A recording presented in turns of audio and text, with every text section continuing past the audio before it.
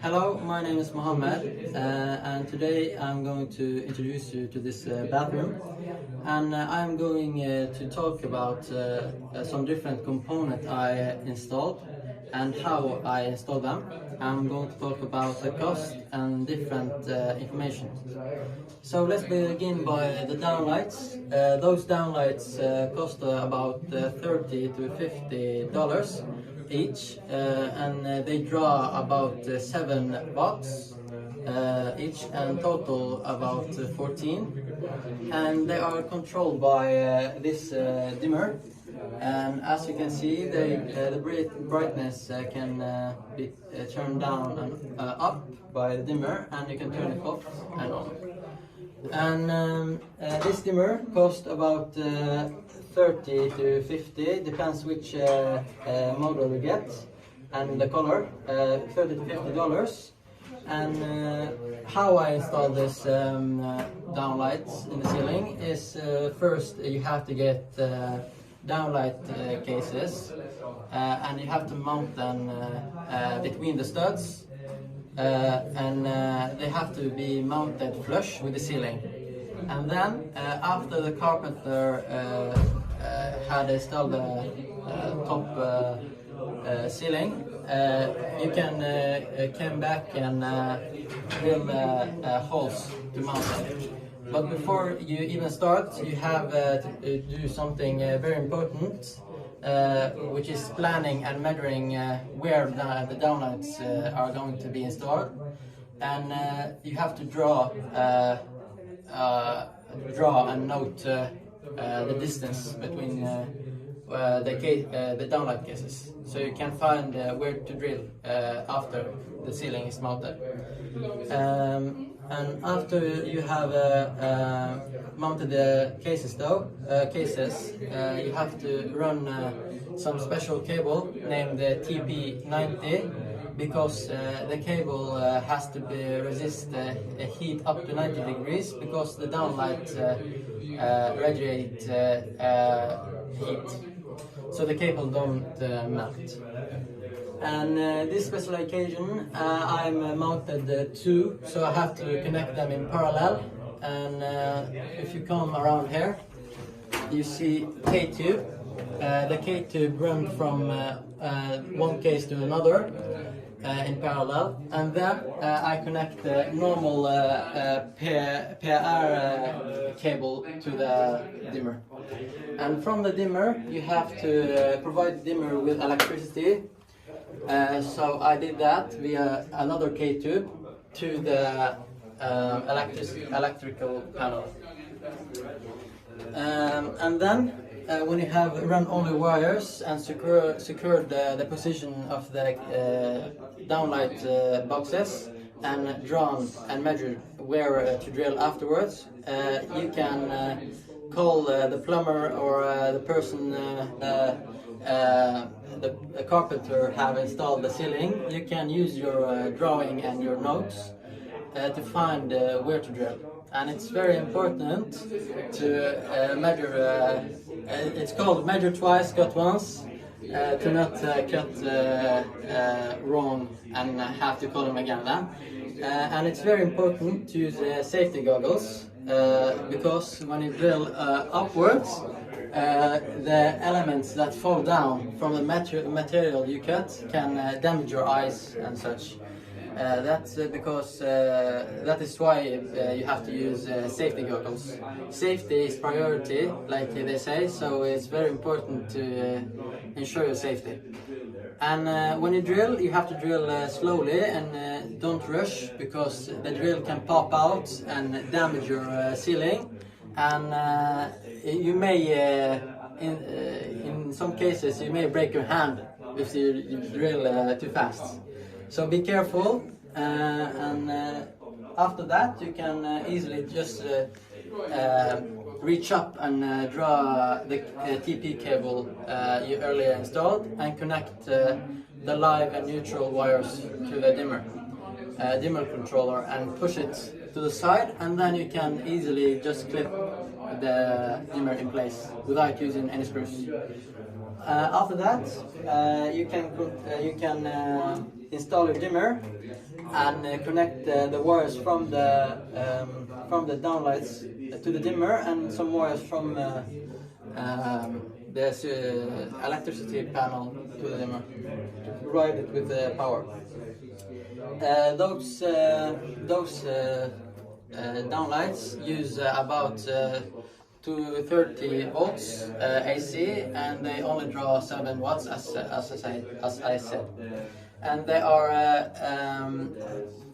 rated R index 98, and they are 2,800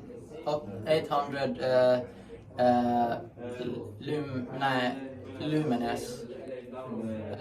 Now I'm going to talk about how I installed the heating element. And before even buying any heating element, you have to measure the area of your room, in this case bathroom. So you have to measure how big of your room you have, and think about some objects you can't heat, like a drain hole under there, because it's a bathroom. And by using a program named Nextcalc, you can type your measurements of the room in, and you can get a rough estimate of what cable you can get.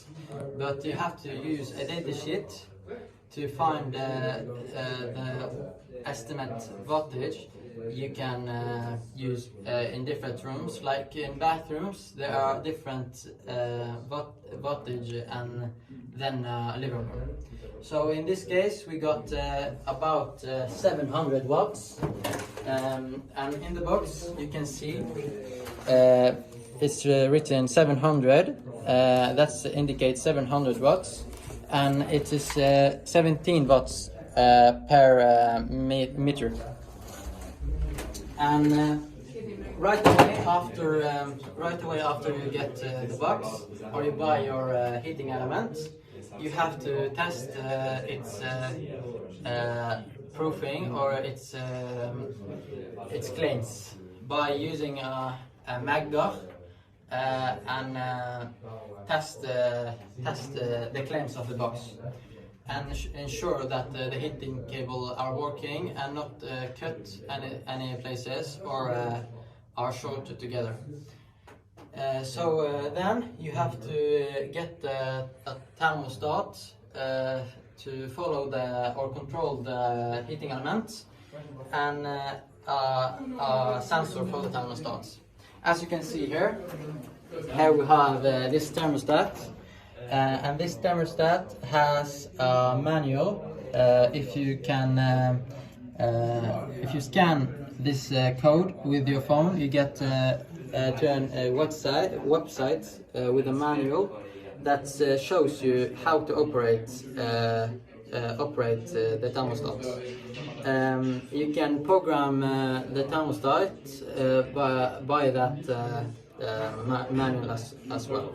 You can program things like child control, or when the heating element going to turn on, timer, and such. So when you get the heating element out of the box, you have to find where the heating in the heating element ends by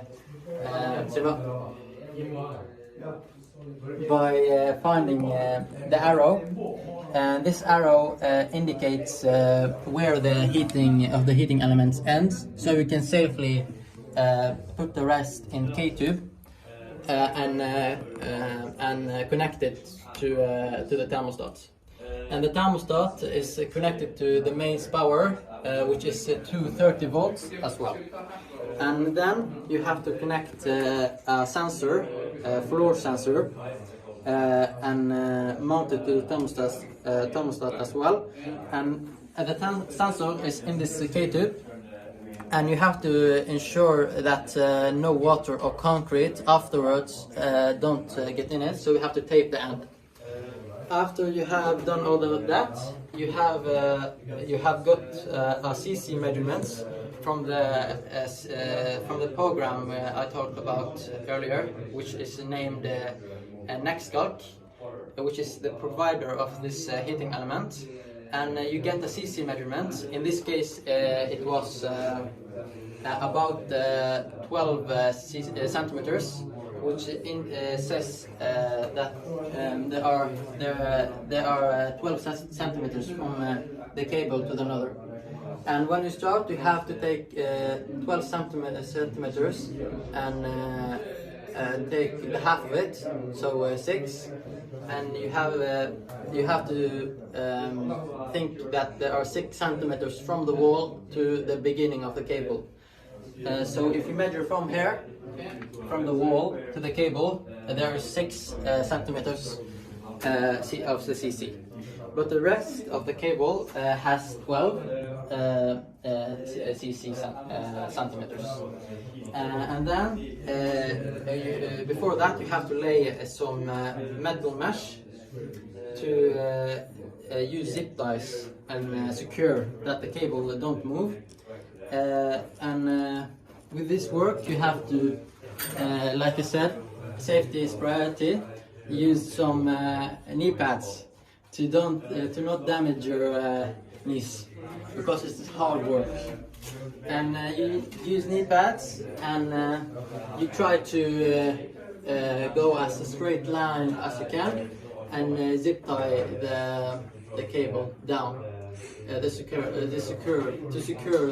that the cable don't move when they are laying concrete when they are finished. And then you cut the zip ties, the rest of the zip ties, with a side cutter. This one is not a side cutter, but I use it to demonstrate. You cut to the right length, and when all your cable have run out, you can call the other guys that lay concrete, and then you can test it. But before you go home, you have to test the cable again, because you may have damaged the cable when you are zipping using zip ties.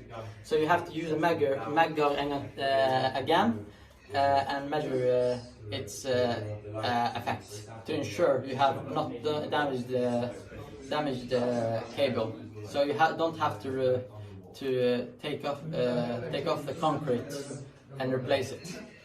And all those measurements and dates of the measurements have to be written down in a form, so you can secure that you have done your job. And now I have told you guys about how we install things. Now I'm going to talk about the process of the heating element. It depends which manufacturer and the length and wattage the heating element is spec'd for. But this one is 700 watts, and it's about from $500 to it's about $300 to $500. Depends on the market. And the thermostats, I don't know if I mentioned it earlier, but the thermostat is from $200 to $400. It depends which model you get and which features you will have. Some thermostats can be remotely accessed by your phone, and those will cost you more. But this one is not like that. This one cost about $250. I don't actually remember. Yes, that's it for the downlights.